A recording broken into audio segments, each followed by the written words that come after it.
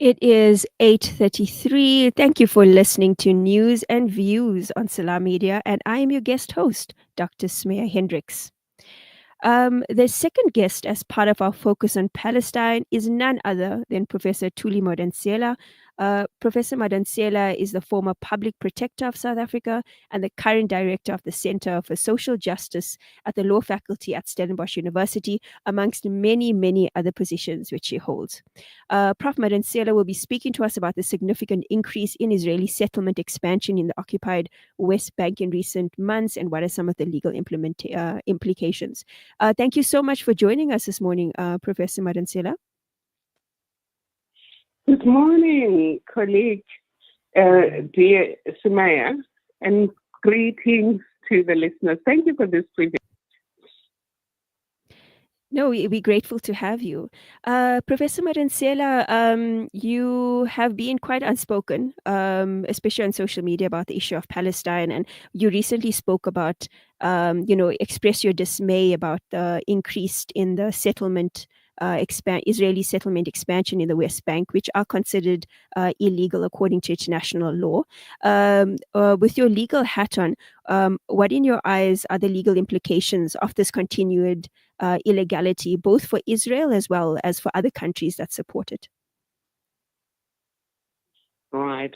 The expansion of Israeli settlements violates international law regarding territorial integrity, just generally. But more importantly, the ICJ was asked by the United Nations in 2022 to give it an advisory opinion on the legality of these new settlements. And the ICJ issued its opinion in July 2024, and it made it clear that the expansion of settlements was unlawful and that it was in violation of international law, particularly the right to self-determination by Palestinians. But also the fact that this is coupled with apartheid, blockages, and all of the things that are done to Palestinians is also discriminatory, which still fits into Israel as an apartheid state. Israel was ordered in July last year by the ICJ, that is the International Court of Justice, to desist from expanding the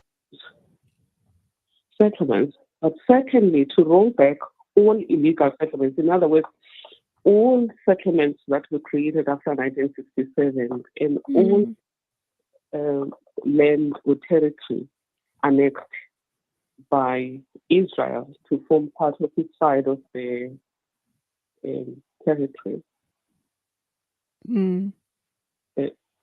So basically, whatever has happened is unlawful. The question becomes, what are the implications? We know that international law is law, but it's not like other laws in that there are no police to arrest people who break the law, and it relies on countries to enforce it. So what now is left is for countries to back the court's decision, because this was a request from the UN General Assembly, and it affected territorial portions in the West Bank, East Jerusalem, and Gaza. And so any continued occupation, number one, is already a violation of the ICJ ruling.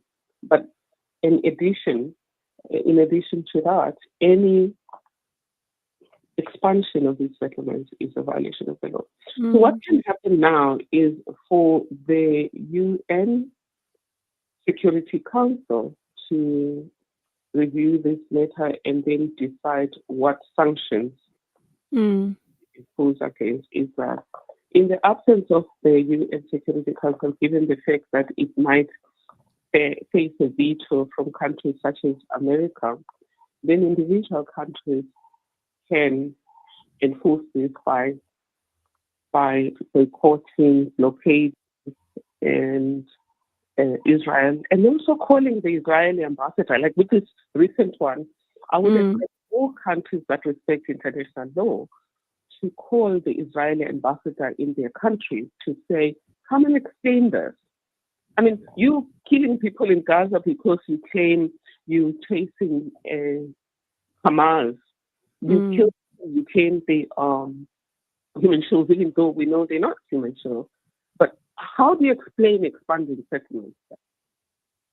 I cannot imagine what would be the basis for the Israeli side for doing this blatantly unlawful and powerful thing to do, because the more Israel expands its settlements, it means there's less space for Palestinians. Already those ones who are in Palestine, but also there's still the issue of the ones that are under UNRWA right now, who don't to be resettled back to their own homes.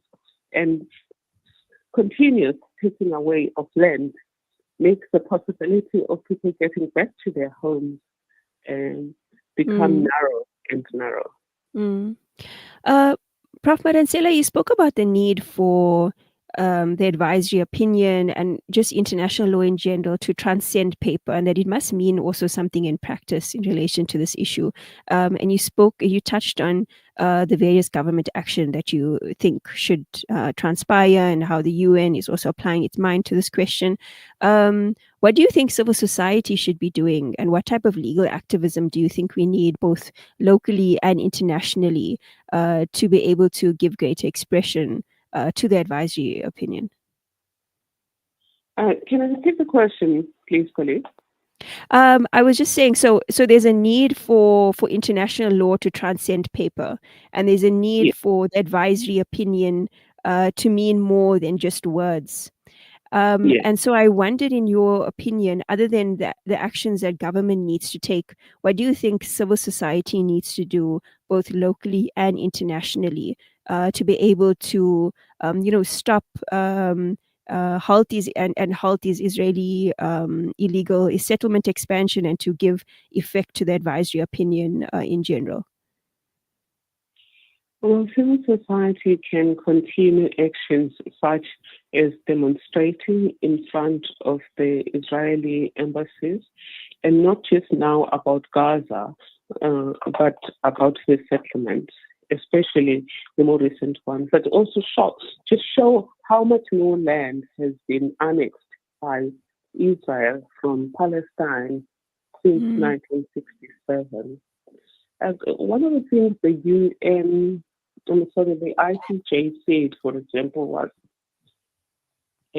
Israel is wrong, legally wrong, in treating the Palestinian territories, so the different pieces of Palestine, as different pieces. You see, at the moment, everyone keeps talking about Gaza, the West Bank, and talking about East Jerusalem. That reinforces the idea that there is no Palestine.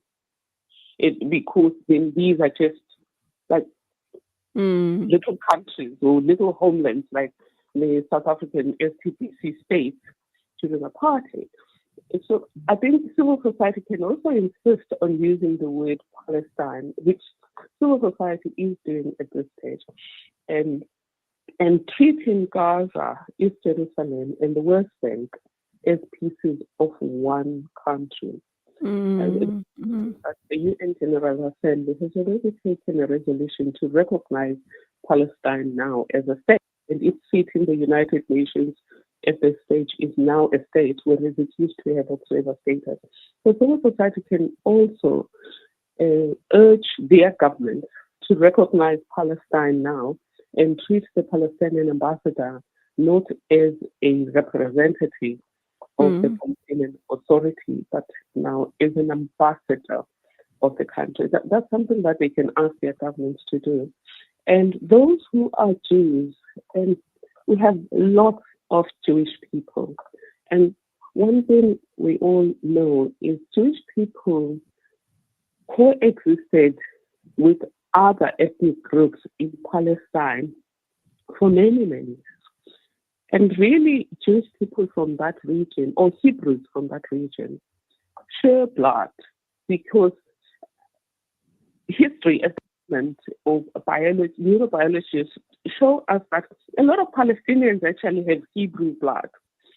So the Jews who genuinely value human life, who genuinely value justice and value peace, can approach their Israeli colleagues and just say, this must stop. Again, a lot of Jewish people do approach Israel. A lot of them do distance themselves from the cruelty that is being unleashed against Palestinians. And the issue of taking away land is much easier than the issue of killing people in Gaza, even though the killing of people is more horrific. But with the taking away of land, you have no excuse. You're just stealing that land. And apart from the land that is actually being taken by government, similar to what happened in South Africa, by the way, both during colonialism and apartheid, they also allowed settlers to, on their own, just go and attack a village and take over people's homes. I was just reading yesterday where the police were just there and they didn't stop the kicking an old woman out of her home. And so those are things where, just as human beings, you cannot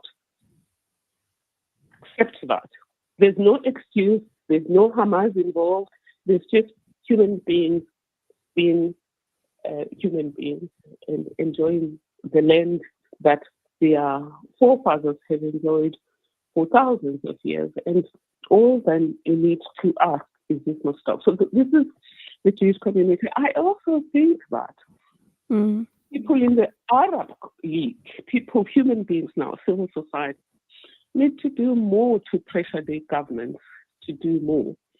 Again, the issue of stealing land or annexing land is easier than killing, even though killing is more horrendous, because I'm saying there's no defense when it comes to the stealing of land. Prof Madonsela, to end off, the theme for today's show is hope. And, so it's a question I'm ending off with all the guests that we are interviewing. So despite everything that you see happening on the ground, what hope, what gives you hope that the situation can change?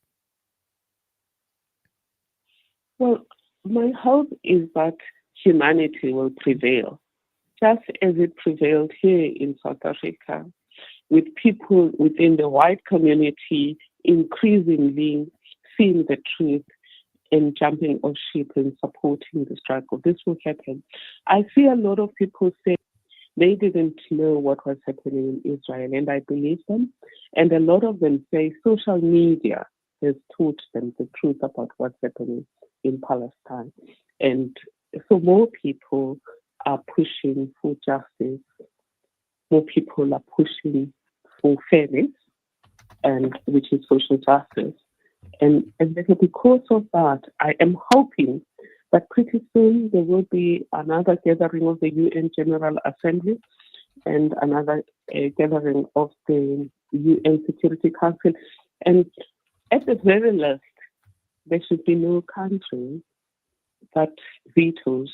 Those that don't want to support the decision should rather abstain.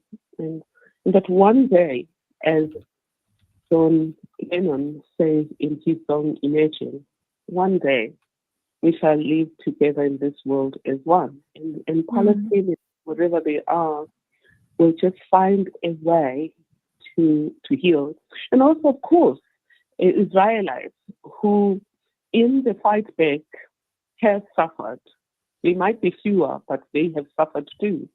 And that they too might heal, and that peace and joy would prevail, and that children would be raised in spaces that are affirming, in spaces fit for human beings, because you will agree with me that children in Palestine, and to a certain extent in Israel, because of the fears, are being raised the same way as primitive societies were raised, where you said of being attacked or dying any minute.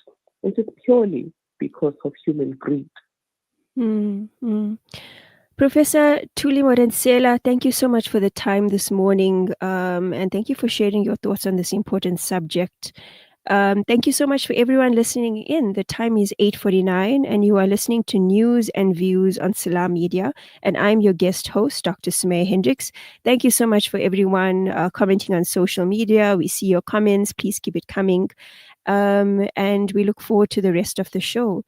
So far, we've had two guests on this focus on Palestine. We've had Reverend Renee August and Professor Thuli Madonsela, and some really insightful food for thought that they have given us this Monday morning.